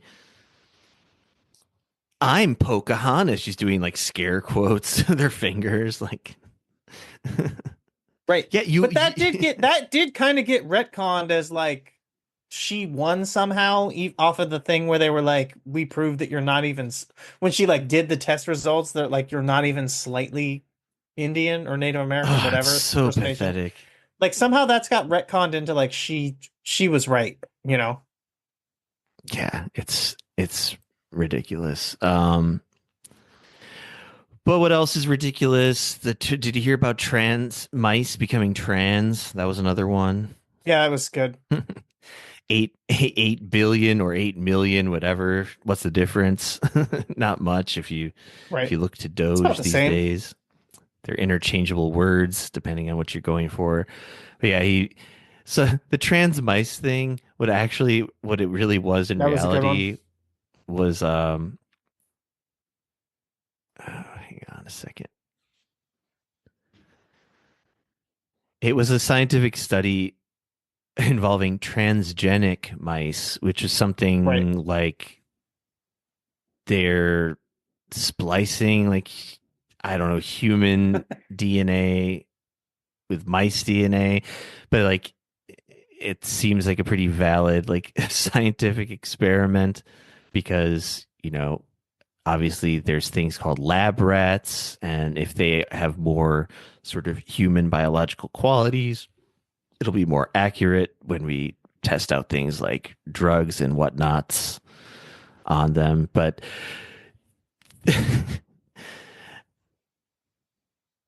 people think they could just like slip that by, like the words the prefix trans, like just means transgender now, if you want it to. Nobody tell Trump that he eats trans fats on a daily basis when he's scarfing down that Mickey D's. He's gonna be like, ew, gross, and spit it out. We don't do Um, that woke DEI stuff here. We don't eat trans anything. the only thing bad about trans fats is the trans part. Everyone knows Right. this. Otherwise, it's very healthy. Very good. It's natural. It's from the earth, folks. And then what's more fun to talk about, I think, are the pathetic Democrats. Hakeem Jeffries cracks down on Trump speech disruptions. So before the speech even happened, he came out and he didn't come out. I don't know, where was this said? Blah blah blah. Axios, learn how to write.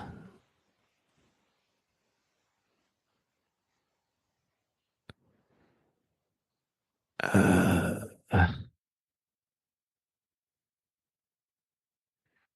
At a House Democrats closed door caucus meeting Tuesday morning, Jeffries and others in leadership discouraged the use of such props, meaning a sign or a shirt. According to multiple lawmakers who were present, Democratic lawmakers have discussed using a wide variety of potential props, including signs, pocket constitutions, red cards, eggs or egg cartons, hand clappers. Oh boy, the resistance more futile than ever, perhaps. Uh, it would be like, I mean, these people would just like faint and they'd go into shock if they saw pussy hats again. Knitted headwear. That's so many bridges too Right, far. right. Yeah, it's disgusting. And then so this was all still in the planning stages here, but Hakeem Jeffries was like, whoa, whoa, whoa, we gotta respect the office, et cetera, et cetera. But he also tried to sound cool on this podcast interview where he said we shouldn't let him come in here and just speak to a group of sycophants who are going to applaud at every single thing he says or does, like lapdogs. He's also got to know that there's a significant opposition. But he said also express your resistance, but don't become the story. And what they ended up doing was like a few people had the tiniest signs you could imagine. They were, I feel like I saw some people comparing them to bingo or auction paddles. And the sentiment expressed the most, at least the ones I saw, just said, "This is not normal." Yeah. Way to push Those were back, the fucking folks. Yeah, that was such a good one, especially like I heard this, I can't give it, just my thing, but it's like absolutely like clearly the first thing that would cross your mind is like that's good to the people who voted for Trump, that's good, you know? The whole point is that they wanted something different, something not status quo. Like you're just Right. making him look cool. Like, yeah, this is not normal. It's not like the past 4 years that we had with the dying corpse guy who just he said nothing will change, right? Yeah, Jesus Christ. It's like more pathetic than I could even like fictionalize, I feel like. um and what else did they do? Like some people wore pink. Is that like a pussy hat reference? I couldn't even figure out what that was supposed to be. They were wearing like hot pink, neon pink Yeah, yeah. I clothes. don't even know yeah, I don't know what that was meant to be for sure. It's Like so at all, really. pathetic. It's so bad. So that was like basically the extent of it. And then one guy yelled out, this guy, Al Green, uh, congressman from Texas. He also literally waved his cane in the air, representing the gerontocracy. He waved his cane and said, "You do not have a mandate to, I don't know, whatever he said, defund Medicaid, I think." And then Mike Penis had him thrown out Gay actor dramatically. Michael Penis. Yes. And then after the day after or something, the Congress censured him. So of course it was like the entirety of the GOP, but then like 10 Democrats as well were like, yeah, he went too far. We gotta discipline his ass. And he just barely did anything. I didn't see it as an act and like, but on a relative scale, he was like the bravest man in human history for saying, "Hey man, cut it out, Trump, cut that shit out." Um,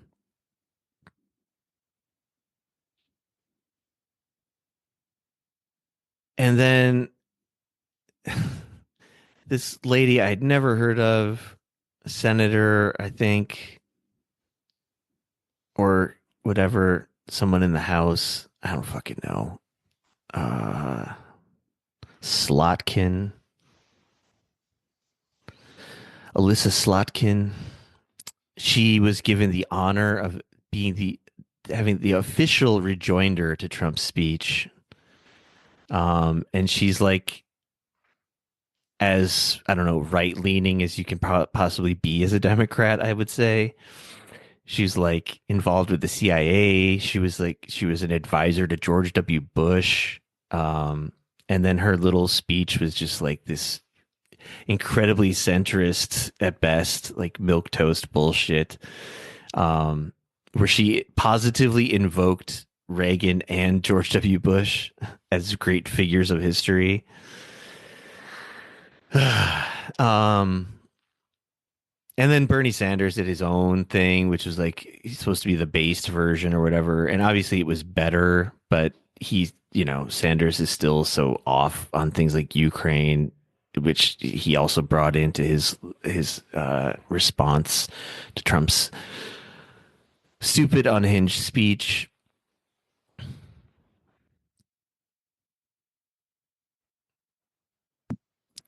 It was And it was long and boring. Like I just yeah, his speech was wait, fucking with Trump the joint, yeah, the or Sen? joint session speech. Trump's. Yeah, It was fucking yeah. brutal. Trans mice was one of the wacky highlights, I guess. Um, oh, there it is. And the the top leaders in the Democratic Party, they still got some great ideas. They had a comeback retreat recently, as reported on by Politico and then Fox News. And I'm reading this on Yahoo News. Democrats were told to, quote, embrace patriotism and, quote, get out of elite circles last month during a retreat focused on how to regain the working class vote. Documents first obtained by Politico detailed a comeback retreat held by the center left political group Third Way last month that sought to deliberate on why Democrats are struggling with working class voters around cultural issues, the nature of the economic trust gap with this critical group, and ideas for how to address both problems. Documents later obtained by Fox News Digital summarized key takeaways from the retreat on why Democrats have a, quote, cultural disconnect with the working class and why Democrats are, quote, not trusted when it comes to the economy. Most takeaways focused on Democrats' quote faculty lounge problem of being seen as too judgmental and beholden to their far left members. That far left Democratic Party. Democrats are often viewed as judgmental, out of touch, and dismissive of those without elite education or progressive views, the documents read. This makes the party seem disconnected from everyday people. Activist groups and progressive staffers push unpopular cultural positions, making it seem like Democrats are more extreme than they really are, the document continued. Operatives and campaigns must remember that activist groups exist to promote their a single issue and raise money around it, not to make Democrats electable. Blah, blah, blah. Solutions include embrace patriotism, community, and traditional American imagery, ban far left candidate questionnaires, and refuse to participate in forums that create ideological purity tests, and reconnect with values like hard work, rugged individualism, and entrepreneurialism.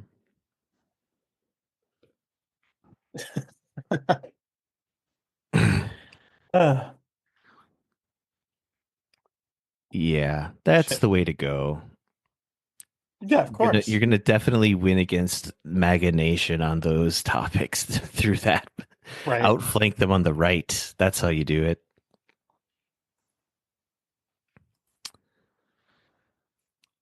Holy shit. Oh, Time has zoomed by. yes. I think I forgot how to So podcast, man. I'm sorry. long. It's okay. I'm having like a It's sudden been good. I felt so clear-headed until like halfway through this. But I got to get going. So I guess we'll just have to kind of abruptly wrap it up here. Yeah, yeah. Close it out. um We're good.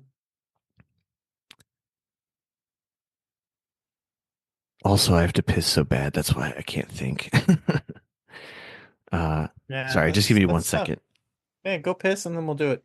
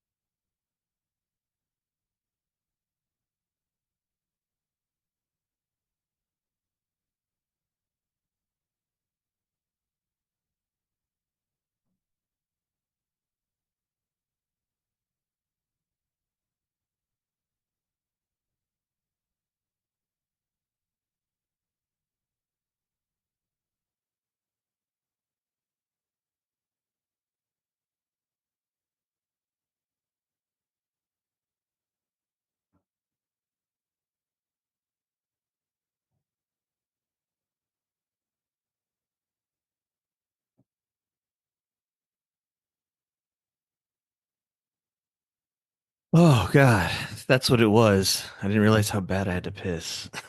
It was really Perfect. seeping into my brain. Um, okay. Yeah, maybe some of this stuff will be relevant next week. We'll see. Uh, there was that hilarious uh economic blackout. Did you hear about that? The Oh like yeah, yeah, yeah. one day I did boycott. it. I did it kind of. I didn't spend any money on cards that day, but it was just like a normal day for me because I don't really like I primarily don't buy stuff during the week anyways. The fact that they picked a weekday was like perfect for me, you know? Yeah, I mean, I think I did it by accident probably as well. Right. Yeah. Um, also, No, it wasn't an accident for me. It was like I knew about it, right? And I was like, oh, okay, cool. no, and I And got then you on that. and nothing, it didn't come up. And then at the end of the day, I was like, oh, we went out to dinner. Like my wife was like, oh, I want to go out to dinner or whatever. And then we went there and I was like, oh, I'm gonna just pay cash so that like I don't break the blackout thing. And that was it. That was the only thing I did intentionally. But yeah. uh, yeah. Anyway, teaser for next week: Andrew Cuomo, Jeffrey Epstein, Zeke Heiling. Oh, I wanted to get to that Zeke Heil thing. Damn it. Anyway, I lost the fucking plot. And let's wrap it up, I guess, with a recommendation or two. I will recommend a movie called Mickey 17 that I saw Oh, I recently. was debating seeing that this weekend. I think we've already It's committed to seeing Queen of the Ring, but I want to check that out. it was fun. It's good. Bong Joon-ho, uh, treasured Korean filmmaker, is back. His first movie since Parasite, which felt like it came out recently, but that was like 6 years ago. Sure, uh, sure. you got dual performances by Bobby Patts, one Robert Pattinson. It's very good. I'll just leave it at that because time is of the essence. I get to see it a little early because I live in Korea where it came out a little bit earlier. So that was fun. How about you? Anything? I am just finishing up, have one, maybe half an episode left of the Watchmen mini series that came out in like 2022 that's based around like the Tulsa massacre that's also been like kind of retrocon like maybe some of the stuff that people have been saying is not necessarily true. I would definitely recommend people check it out. It's like really good. I like it a lot as someone who's like knows about the comics and saw the movie and blah blah blah. My wife has also enjoyed it as someone who doesn't know those things because they did a really good job of creating like a separate narrative that plays off of the comic book stuff and has like details in there for someone who's a fan, but it's not like, it's not necessary to be familiar with everything. I actually I really really enjoyed it quite a bit. Yeah, I've heard good things about that. I've been meaning to. It's been on kind of a mental list for me for a while as well. I have to give that a look see also. Yeah. And go to the show description, check out our Discord, join the Discord, come on over, say hello, give us a rating, a reviewing, a subscribing, etc. Tim, you have another podcast. Where can people hear that? It is Heat Death. No, that's this one. It is QNTR. It's over on Violent People website, violentpeople.co. We just did our top 50 wrestlers of 2024. That is technically it's Psychology is Dead, but it's the same thing. You can go check that out. It's 7 hours of Wrestle Chat. Not into it. But we will have an episode coming out very soon that's more light fare if you're interested, and that will be out like in a couple of days. So either way, that's it. Violentpeople.co. That's what you want to check out. You can follow me on Twitter at ROH Dutch if you're interested, but The more important thing would be maybe join the Discord, join the Violent People Discord, join the Heat Death of the Universe Discord. Nice. um, and as always, this is a tip from me to you, folks. If you feel like suddenly your mind has gone blank, check your bladder. It might be that simple. Good night, good luck, good morning, Vietnam. All All right. right. Let's get Oh, it done. Jesus. Too many notes. Anyway, But that was good until my brain stopped working. that's I'll okay. figure something out in the editing. Uh, All right. all right. Till We'll talk to you next to week. to next week. To improve Later. next week. Yeah. See ya. Onward and upward. All right. Take it easy. Later.